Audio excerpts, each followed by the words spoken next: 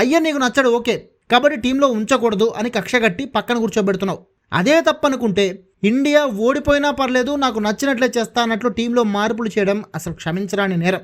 దానివల్లే ఈరోజు ఇండియా ఓడిపోయింది. దాదాపు 2 ఏళ్ల తర్వాత టీంలోకి వచ్చిన ఇషాన్ కిషన్ ఈ సిరీస్లో అభిషేక్ శర్మతో సమానంగా రెచ్చిపోయి బ్యాటింగ్ చేశాడు. రెండో మ్యాచ్లో అయితే బౌండరీల వర్షం కురిపించి మ్యాచ్ని ఒంటి చేత్తో దాదాపు గెలిపించేశాడు. అండ్ T20 వరల్డ్ కప్లో కూడా టీంలో 3rd ప్లేస్లో చాలా కీ రోల్ పోషించబోతున్నాడు ఇషాన్ కిషన్.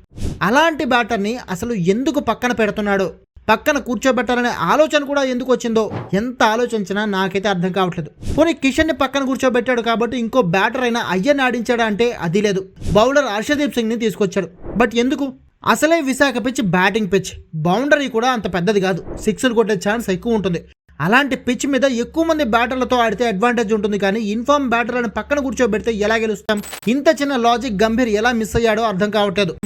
సంజు ఫామ్లో లేడు. మొత్తం టీంలో ఫస్ట్ మ్యాచ్ తప్ప మిగిలిన 2 మ్యాచ్ల్లో ఆడిందే అభిషేక్, ఇషాన్, సూర్య. వీళ్ళు ముగ్గురే ప్రతిసారి ఇండియాని గెలిపించేశారు. అంటే మిగిలిన బ్యాటర్లకి ప్రాపర్ ప్రాక్టీస్ కూడా లేదు.